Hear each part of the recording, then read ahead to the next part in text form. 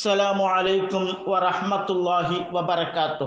മഹാന്മാരായ ഔലിയാക്കൾ വഫാത്തായ ദിനത്തിൽ വർഷം തോറും ആണ്ട് നേർച്ച എന്ന പേരിലും ഉറൂസ് എന്ന പേരിലും അവിടെ മറമാടിയിട്ടുള്ള മഹാരഥന്മാരെ അനുസ്മരിക്കാറുണ്ട്. യാസീൻ, ഖത്മുൽ ഖുർആൻ, ദിക്റുകൾ, മൗലിദ് പാരായണം, ദുആ തുടങ്ങി ഇസ്ലാം അനുശാസിക്കുന്ന വിധത്തിലാണ് എല്ലായിടത്തും ഉറൂസ് അല്ലെങ്കിൽ ആണ്ട് നേർച്ച നടത്താറുള്ളത്.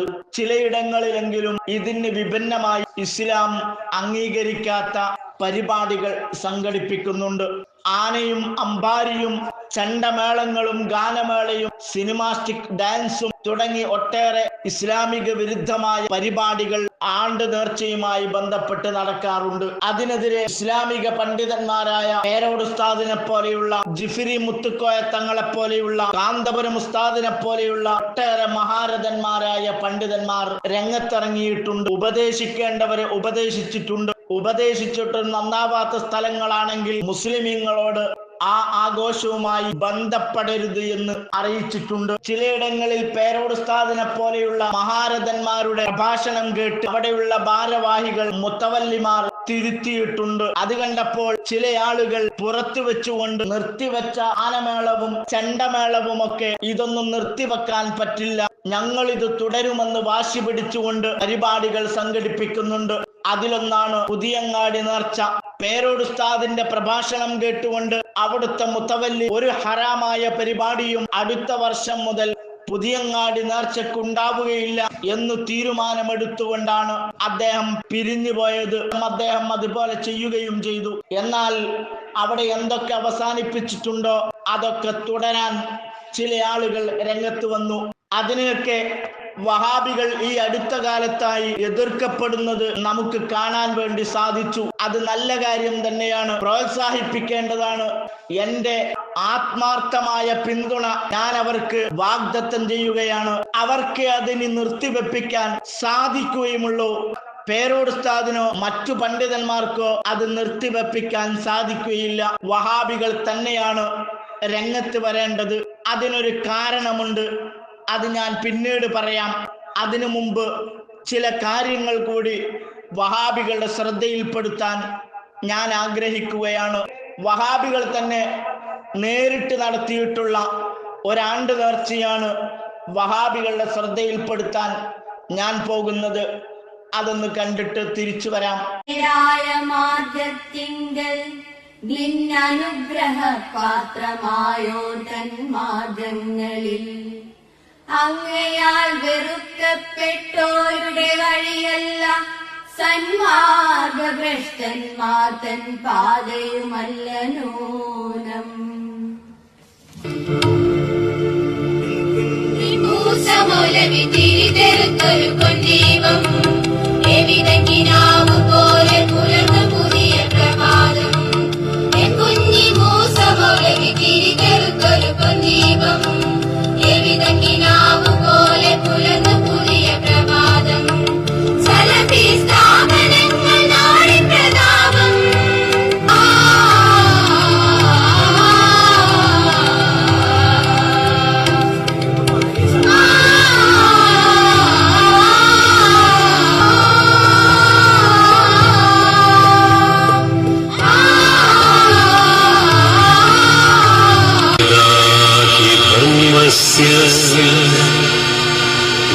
ग्लानिर्भवति भारत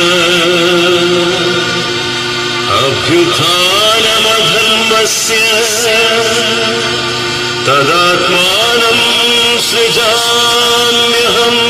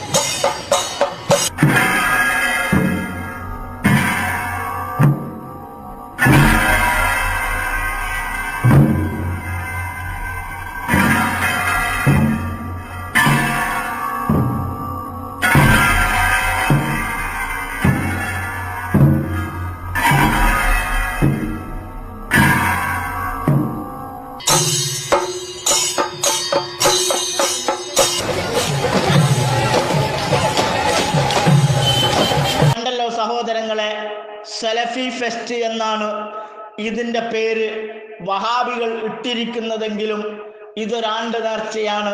എൻ്റെ നാടിനടുത്തുള്ള മേപ്പയൂർ സലഫി സെന്ററിലാണ് ഈ ആണ്ട് നേർച്ച നടന്നിട്ടുള്ളത്. ആ സലഫി സെന്ററിന്റെ എത്രാമത്തെ ആണ്ടാണെന്ന് എനിക്ക് ഓർമ്മയില്ല. ആ ആണ്ട് ദിനത്തിലാണ് സലഫി ഫെസ്റ്റ് എന്ന പേരിൽ ഈ നേർച്ച സംഘടിപ്പിച്ചിട്ടുള്ളത്. അതിനെതിരെ ശക്തമായി വഹാബികൾ രംഗത്ത് വരണമെന്ന് അഭ്യർത്ഥിക്കുകയാണ്. ഇനി വഹാബികൾ നടത്തുന്ന മറ്റൊരു ആണ്ട് നേർച്ച ഞാനിപ്പോൾ കാണിച്ചു തരാം.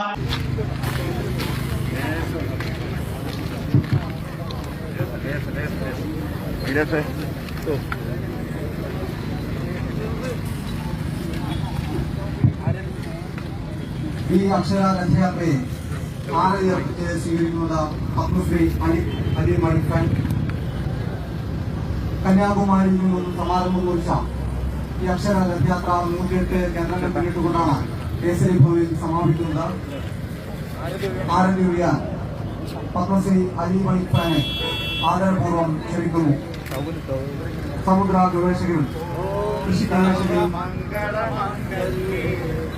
ഈ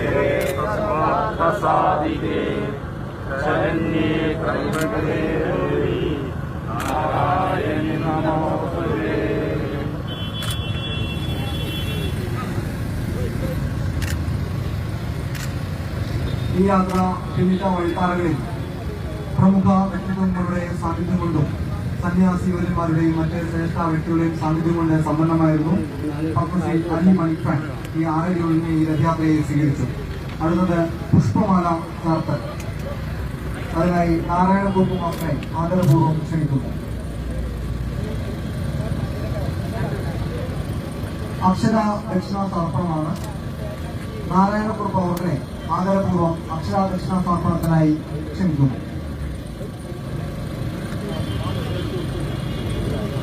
സക്ഷമ കോഴിക്കോടിന് വേണ്ടി കെ ഐജി അവർകളെ ആദരപൂർവ്വം ക്ഷണിക്കുന്നു. അക്ഷര ദക്ഷിണ സമർപ്പണത്തിനായി സക്ഷമ കോഴിക്കോടിന് വേണ്ടി കെ ഐജു. വിഷ്ണു വിഷ്ണു ക്ഷേത്രത്തിന് വേണ്ടി അക്ഷര ദക്ഷിണ സമർപ്പണം.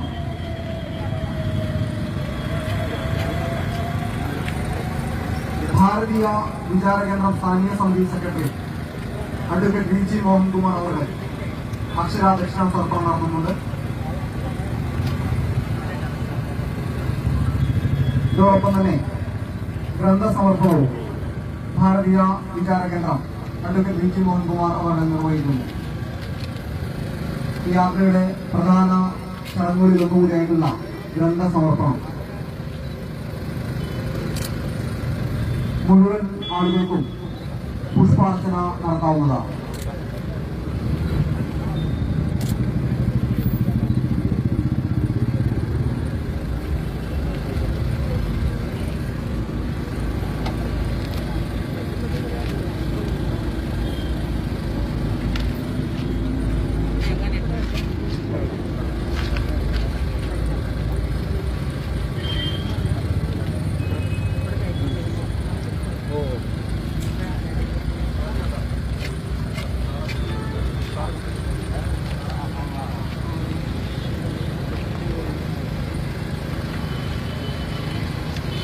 ഇനി വഹാബികൾ നിർത്താൻ ശ്രമിക്കേണ്ട മറ്റൊരാണ്ട് നേർച്ചയും കൂടെ.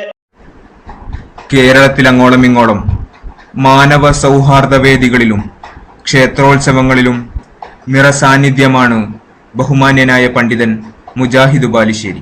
കാര്യം പറയട്ടെ ചെറുപ്പക്കാരാ, എന്റെ സലാമ് നിനക്കില്ല.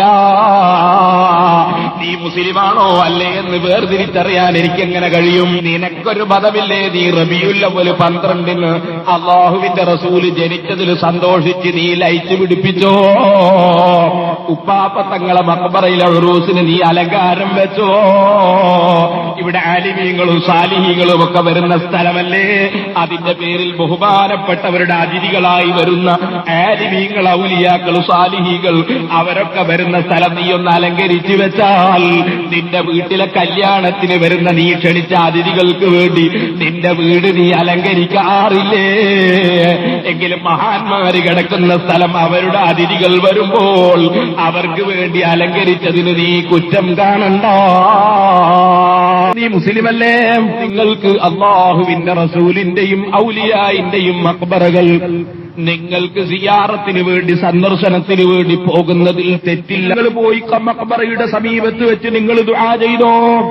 അത് അള്ളാഹുവിനോടാണ് ദുആ ചെയ്യുന്നത്. വലിയിന്റെ മഖ്ബറയിൽ അള്ളാഹു ബറക്കത്തിറക്കുന്ന സ്ഥലവും അവരുടെ അടുക്കൽ റഹ്മത്തിന്റെ മലക്കുകൾ ഇറങ്ങുന്ന സ്ഥലവും അള്ളാഹു ദുആക്ക് ഉത്തരം നൽകുന്ന സ്ഥലവും എന്ന നിലക്ക് നിങ്ങൾ അവരുടെ മുന്നിൽ പോയി പറഞ്ഞോ?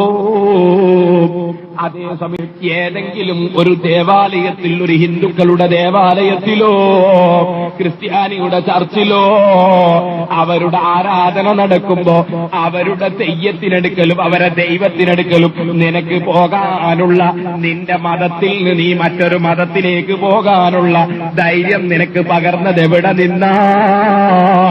മുജാഹിദ് വിഭാഗത്തിൽപ്പെട്ട ഒരു വിഭാഗത്തിനും അഭിപ്രായ വ്യത്യാസമില്ലാത്ത തഫ്സീറാണ് അമാനി മൗലവിയുടെ തഫ്സീർ. അമാനി മൗലവിയുടെ തഫ്സീറിന് പ്രത്യേകത കൂടിയുണ്ട്. കെ എം മൗലവി റഹ്മത്തുള്ളാഹി അലൈഹിയാണ് ആ അമാനി മൗലവിയുടെ തഫ്സീറിന് അവതാരിക എഴുതിയിട്ടുള്ളത്.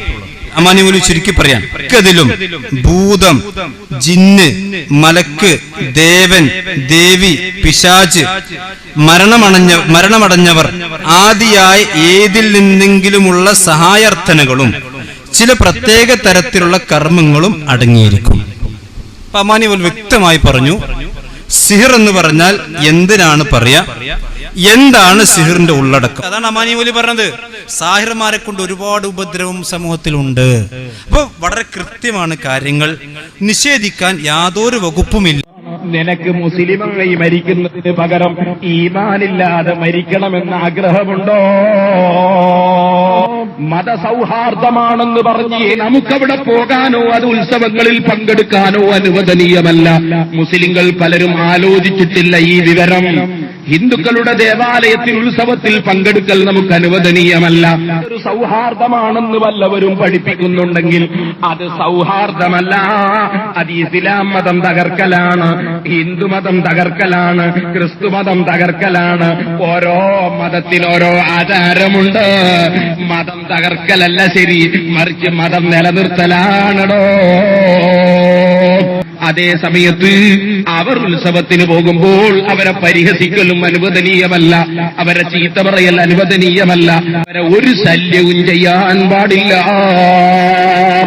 പാടില്ലെന്ന് ഞാൻ പറയുന്നത് മതത്തിന്റെ തീരുമാനമാണ്, ഇസ്ലാം മതത്തിന്റെ തീരുമാനമാണ്. ഒരു ഹിന്ദുവിന്റെ ദേവാലയത്തിന് കല്ലെറിയുന്നത് ഹറാമാണ്. ഹിന്ദുവിന്റെ ദേവാലയത്തിൽ കല്ലെറിയുന്നത് ഹറാമാണ്. അവന്റെ ദൈവത്തെ പരിഹസിക്കുന്നത് ഹറാമാണ്. ഒരു ഹിന്ദുവിന്റെ സന്യാസിയെ പരിഹസിക്കുന്നത് ഹറാമാണ്. അത് വലിയ കുഴപ്പങ്ങൾ ഉണ്ടാക്കലാണ്. കുഴപ്പമുണ്ടാക്കുന്ന സർവ്വ പ്രശ്നങ്ങളും ഹറാമാണ്. അതുകൊണ്ട് തന്നെ സഹോദരന്മാരെ, ഇതൊക്കെയും തെറ്റാണെന്ന് പറഞ്ഞുകൊണ്ട് തന്നെ ഞാൻ പറയുന്നു, മുസ്ലിമായ മനുഷ്യൻ ഒരു ഹിന്ദുവിന്റെ ദേവാലയത്തിൽ പോയി ആരാധിക്കുമ്പോ ഇവന്റെ ഇസ്ലാം പോയി, ഇവന്റെ ഈമാന് പോയി, പിന്നെ മുസ്ലിമിന്റെ പേരുള്ളത് കൊണ്ട് കാര്യമായില്ല. അവൻ ഇസ്ലാമെന്ന് പുറത്തേക്ക് ചാടിപ്പോയി. അവന് ഭാര്യയുണ്ടെങ്കിൽ തലാഖ് പോയി, പെണ്ണാണെങ്കിൽ ഭർത്താവും അവളുമായി വിട പറഞ്ഞുപോയി, മക്കളെ സ്വത്തിന് അവൾക്ക് പിന്നെ അവകാശമില്ല. ആ നിലയ്ക്ക് ഇസ്ലാമിന്റെ വൃത്തത്തിൽ പുറത്തേക്ക് ചാടിപ്പോയി. അതുകൊണ്ട് മറ്റൊരു മതത്തിന്റെ ആരാധനകളിലോ മറ്റൊരു മതത്തിന്റെ ദേവാലയങ്ങളിലോ മുസ്ലിങ്ങൾ ഒരിക്കലും പോകാനോ അവരെ ശല്യപ്പെടുത്താനോ അവരുമായി ആരാധനയിൽ പങ്കുചേരാനോ അനുവദനീയമേ അല്ല. കേരളത്തിൽ അങ്ങോളം ഇങ്ങോളമുള്ള അമ്പലങ്ങളിലെ ഉത്സവങ്ങളിൽ അഥവാ അവിടെയുള്ള വിഗ്രഹങ്ങളുടെ ദൈവങ്ങളുടെ ആണ്ട് നേർച്ചകളിൽ മുജാഹിദ് ബാലുശ്ശേരി പങ്കെടുത്തു കഴിഞ്ഞു എന്നാണ് വഹാബികൾ തന്നെ അവകാശപ്പെടുന്നത്. അമ്പലങ്ങളിലെ ആണ്ട് നേർച്ചകളിൽ പങ്കെടുക്കുന്ന ആളുകളെ കുറിച്ച് പേരോട് ഉസ്താദ് പറഞ്ഞത് നിങ്ങൾ കേട്ടു. പക്ഷേ അതുകൊണ്ട് കാര്യമില്ല. കാരണം മുജാഹിദ് ബാലുശ്ശേരി വഹാബിയാണ്. അതുകൊണ്ട് വഹാബികൾ തന്നെയാണ് മുജാഹിദ് ബാലുശ്ശേരിയെ ഉപദേശിച്ച് നന്നാക്കേണ്ടത്, ഇസ്ലാമിലേക്ക് കൊണ്ടുവരേണ്ടത്.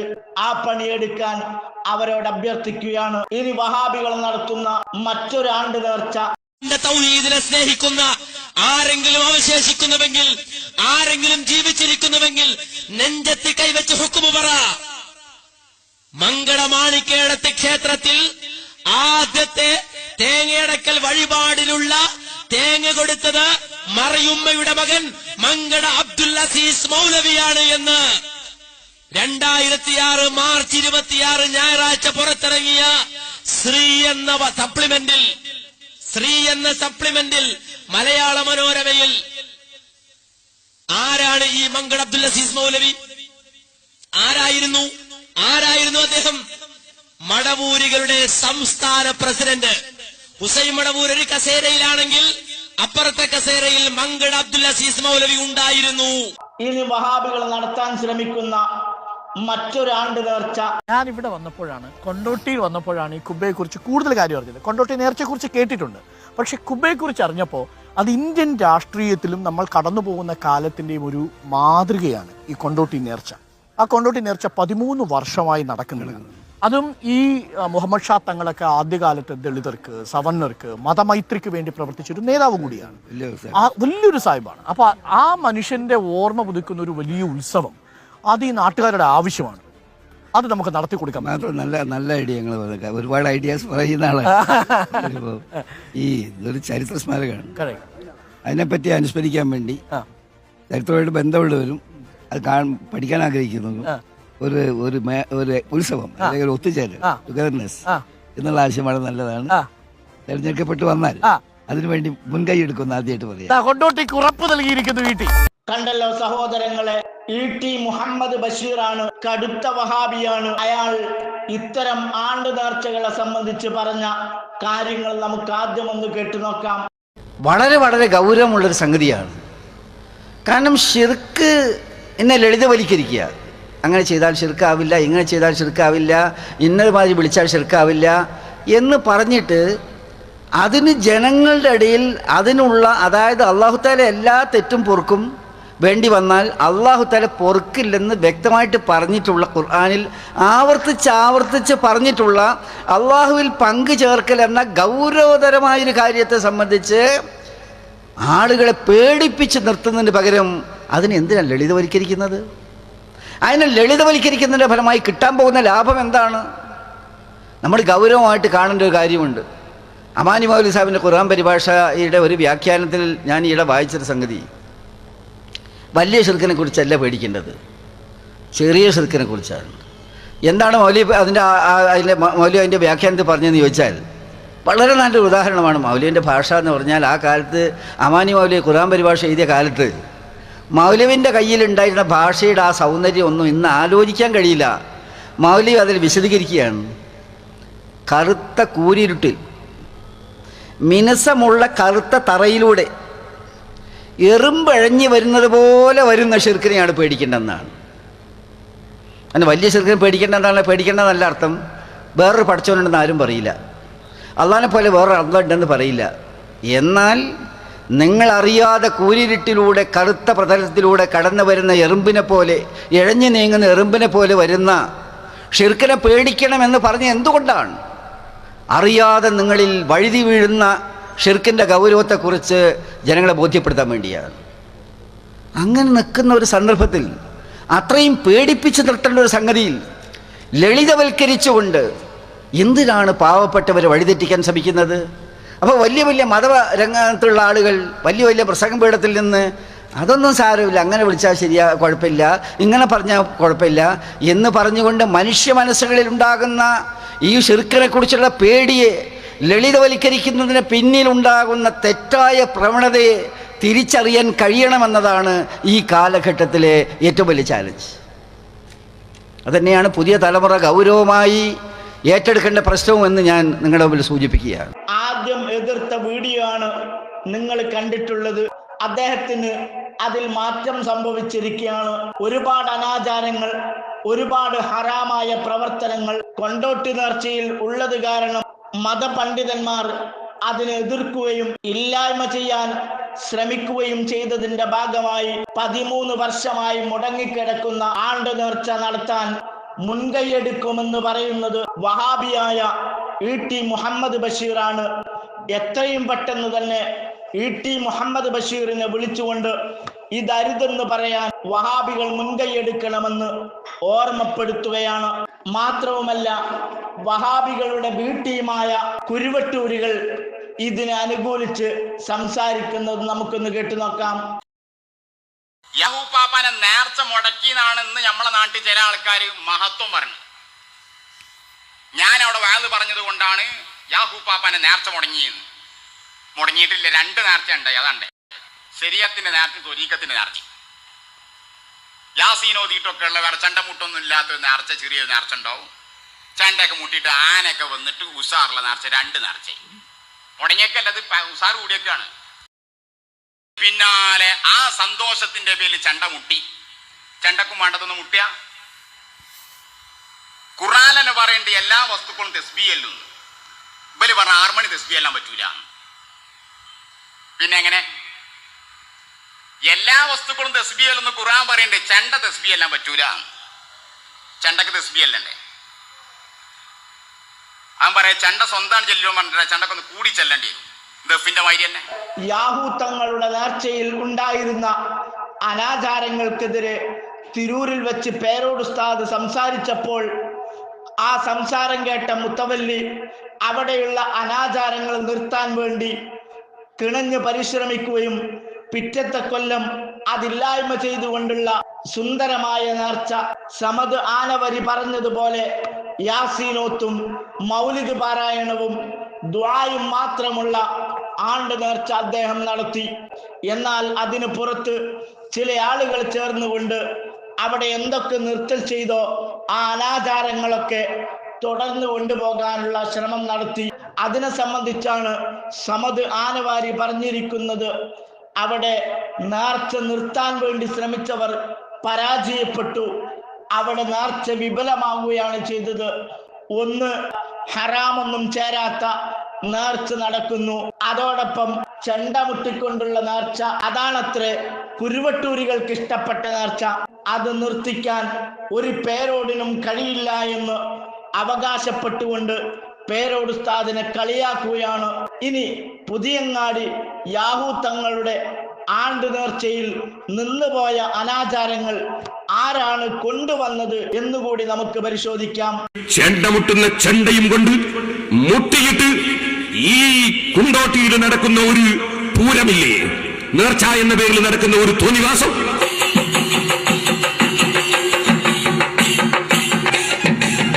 ആര് പറഞ്ഞു ഇങ്ങനെ ഒരു നേർച്ച നടത്താൻ? നേർച്ചയുണ്ട് ഇസ്ലാമില്, ഉറൂസുണ്ട് ഇസ്ലാമില്, അതൊന്നും ഇല്ലാന്നല്ല. പക്ഷേ ഈ കുണ്ടോട്ടിയിൽ നടക്കുന്ന ഉറൂസ് നേർച്ച എന്ന് പറയുന്നത് എന്ത് നേർച്ചയാണത്?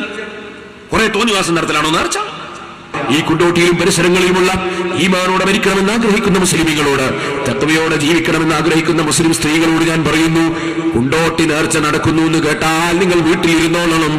അല്ലെങ്കിൽ തന്നെയും കർണഫീ ബുയൂത്തികുന്ന വലാ തബർറജ്ന തബർറുജൽ ജാഹിലിയ്യത്തിൽ ഉലാ വഅഖിംന സ്വലാഹ്. വീട്ടിലടങ്ങി ഒതുങ്ങി കഴിയട്ടെ, ഭംഗി പ്രകടിപ്പിക്കാതിരിക്കട്ടെ, വീട്ടിൽ വെച്ച് കൃത്യമായി നിസ്കാരം നിർവഹിക്കട്ടെ. സ്ത്രീകളോട് കൽപ്പന അങ്ങനെയല്ലേ? അതുകൊണ്ട് തന്നെ നേർച്ചപ്പൂരങ്ങളിൽ പങ്കെടുക്കാൻ മുസ്ലിം സ്ത്രീകളെ നിങ്ങൾ ഇറങ്ങല്ല കേട്ടോ. ഞാൻ പ്രത്യേകം നിങ്ങളോട് പറയുന്നു. ഞാൻ ആ ഭാഗത്തേക്ക് വിശദമായി കടക്കുന്നില്ല. SSFകാർ സംഘടിപ്പിച്ചൊരു പൊതുയോഗത്തിൽ യാഹൂ തങ്ങളെ മക്ബറയിൽ നടക്കുന്ന കടുത്ത അനാചാരത്തിനെതിരെ തിരൂര് ടൗണിൽ വെച്ച് ഞാൻ പ്രസംഗിച്ചു. അൽഹംദുലില്ലാഹ്, മുത്തവല്ലി എന്റെ സ്റ്റേജിൽ ഉണ്ടായിരുന്നു. അദ്ദേഹം തീരുമാനമെടുത്തു, അടുത്ത കൊല്ലം മുതൽക്ക് ഇനി അത്തരം അനാചാരം നടത്തുന്നില്ല. മക്ബറയിൽ വാല് പറയും, മക്ബറയിൽ ഖുർആൻ ഓതും, മക്ബറയിൽ ദിക്ർ ചൊല്ലും, മക്ബറയിൽ അന്നദാനം നടത്തും, സൽക്കർമ്മങ്ങളെ നടത്തൂ എന്ന് മുത്തവല്ലി തീരുമാനിച്ചു. ആ മുത്തവല്ലിയുടെ കെയർ ഓഫിൽ പിറ്റത്തെ കൊല്ലം കൃത്യമായി ശരിയായ നിലക്കുള്ള നേർച്ച നടക്കുമ്പോ പ്രസംഗിക്കാൻ എന്നെയും ക്ഷണിച്ചു.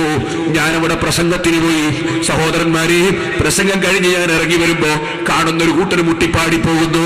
ഞാൻ ചോദിച്ചു, ഇതെന്ത് ചെയ്ത് നിർത്തി എന്ന് പറഞ്ഞില്ലേ? അപ്പൊ നോക്കുമ്പോ ആ ദർഗയുമായി ഔദ്യോഗിക ബന്ധമുള്ളവരല്ല, അവിടുത്തെ മുജാഹിദീങ്ങളും ജമാഅത്ത് ഇസ്ലാമിക്കാരും അമ്മുട്ട് ഇവിടെ നിർത്തിയാ പറ്റൂല എന്ന് പറഞ്ഞ് അവര് സംഘടിപ്പിച്ചതാണിത്. എന്തിന്? നമ്മൾ പ്രസംഗിച്ചിട്ട് അമ്മുട്ടും പാട്ടും നിർത്തിച്ചപ്പോ അത് നിലനിർത്താൻ ശ്രമിക്കുന്നത് മുജാഹിദാണ് കേട്ടോ, ജമാഅത്ത് ഇസ്ലാമിയാണ് കേട്ടോ. കാരണം ഇത് ചൂണ്ടിക്കാണിച്ചിട്ട് വേണം പറയാൻ ഇതല്ലേ സുന്നീന്ന് ചോദിക്കാൻ. അതിനവർക്കത് ഇവിടെ നടന്നേ പറ്റൂ. അനുഭവമാ പറയുന്നത്, തിരൂരിലാ നടന്നത്, മലപ്പുറം ജില്ലയിലാ പ്രസംഗിക്കുന്നത്. സഹോദരന്മാരെ, അതുകൊണ്ട് ഞാൻ പറയട്ടെ, പടച്ചവന്റെ കോടതിയിലും ഞങ്ങൾ ഉത്തരവാദികളല്ല, നിഷ്പക്ഷമതികളെ കോടതിയിലും ഞങ്ങൾ ഉത്തരവാദികളല്ല. ഇത്തരം പൂരങ്ങൾ നിർത്തണം കേട്ടോ. നിർത്തുന്നില്ലെങ്കിലോ മനസ്സുകൊണ്ട് വെറുത്തങ്ങ് മാറി നിൽക്കണം കേട്ടോ. ഏതെങ്കിലും ഒരാള് ചന്തയിൽ പോയിട്ട് എന്തെങ്കിലും സാധനം വാങ്ങിക്കൂടാന്നല്ല, അല്ലെങ്കിൽ കൊണ്ടോട്ടി ടൗണിൽ ഇറങ്ങിയിട്ട് മീൻ വാങ്ങിക്കൂടാന്നല്ല, മറിച്ച് അത്തരം പരിപാടികളുമായി ബന്ധപ്പെട്ടുകൊണ്ടൊന്നും നമ്മൾ നടത്താൻ പാടില്ല. അമ്പലങ്ങളിലെ ആണ്ട് നേർച്ചകളിൽ പങ്കെടുക്കുന്ന സലഫി ഫെസ്റ്റ് എന്ന പേരിൽ ആണ്ട് നേർച്ചകൾ നടത്തുന്ന കോമരത്തിന് കള്ളും കോഴിയും കൊണ്ടുപോയി കൊടുത്ത് ബലിയർപ്പണം നടത്തി കോമര ദൈവങ്ങളെ പ്രീതിപ്പെടുത്തുന്ന കാടാമ്പുഴ അമ്പലത്തിലടക്കം വരിസംഖ്യ മുടങ്ങാതെ നൽകുന്ന വഹാബികളാണ് പേരോട് ഉസ്താദിന്റെ പ്രഭാഷണം കേട്ട് നിർത്തിവെച്ച അനാചാരങ്ങൾ പുതിയങ്ങാടി യാഹൂ തങ്ങളുടെ നേർച്ചയിൽ രണ്ടാമതും കൊണ്ടുവന്നിട്ടുള്ളത്. അതിനെ അനുകൂലിച്ചിരിക്കുന്നത് വഹാബികളുടെ ബി ടീമായ കുരുവട്ടൂരികളാണ്. അലിമാണിഫാൻ നടത്തിയ ആണ്ട് നേർച്ച, മാണിക്കേടത്ത് ക്ഷേത്രത്തിലെ ആണ്ട് നേർച്ചക്ക് തേങ്ങ പൂജിക്കാൻ കൊടുക്കുന്ന നിലവിളക്ക് പൂജ നടത്തുന്ന വഹാബികൾക്ക് ജാറത്തിലും അവർ ചെയ്യുന്ന പ്രവർത്തനങ്ങൾ നടക്കുന്നുണ്ട് എന്ന് മുസ്ലിമീങ്ങളെ തെറ്റിദ്ധരിപ്പിക്കാൻ വേണ്ടിയാണ് ജാറത്തിൽ വന്നുകൊണ്ടും അവർ ഈ പ്രവർത്തനം നടത്തുന്നത്. അതുകൊണ്ട് തന്നെ അവർ തുടങ്ങി വെച്ച ഇത്തരം തോന്നിവാസങ്ങൾ നിർത്താൻ വേണ്ടി മുൻകൈയെടുക്കേണ്ടത്, രംഗത്ത് വരേണ്ടത് ഈ വഹാബികൾ തന്നെയാണ്. അതിനുവേണ്ടി അവരെ 100% ഞാൻ പിന്തുണയ്ക്കുകയാണ്. എൻ്റെ എല്ലാവിധ സഹായങ്ങളും അതിനായി നിങ്ങൾക്കുണ്ടാകും. ഇനിയെങ്കിലും ഒരു മക്ബറയുടെ നേർച്ചയുടെ മറവിലും വഹാബികൾ ഇത്തരം പേക്കൂത്തുകൾ ആവർത്തിക്കാൻ പാടില്ല. വഹാബികൾ നടത്തുന്ന പരിപാടികൾ അത് ഫോട്ടോ എടുത്തുകൊണ്ട് അത് വീഡിയോ ആക്കിക്കൊണ്ട് സുന്നികൾ നടത്തുന്നതാണെന്ന് ജനങ്ങളെ തെറ്റിദ്ധരിപ്പിക്കാൻ പാടില്ല. അതിനായി വഹാബികൾ തന്നെ രംഗത്തിറങ്ങണമെന്ന് അഭ്യർത്ഥിക്കുകയാണ്. വസ്സലാമു അലൈക്കും വറഹ്മത്തുള്ളാഹി. ഇത്തരം വാർത്തകളും വിശേഷങ്ങളും അറിയാൻ ഞങ്ങളുടെ ചാനൽ ഉടൻ തന്നെ സബ്സ്ക്രൈബ് ചെയ്യുക, ലൈക്ക് ചെയ്യുക, ഷെയർ ചെയ്യുക. ജനങ്ങളിലേക്ക് എത്തിക്കണമെന്ന് നിങ്ങൾ ആഗ്രഹിക്കുന്ന വാർത്തകളും വിശേഷങ്ങളും പ്രമുഖരുടെ പ്രഭാഷണങ്ങളും ഞങ്ങളുടെ വാട്സപ്പ് നമ്പറിലേക്ക് അയച്ചു തരിക. നന്മ വളരട്ടെ, തിന്മക്കെതിരെ നമുക്ക് ഒരുമിച്ച് നിൽക്കാം.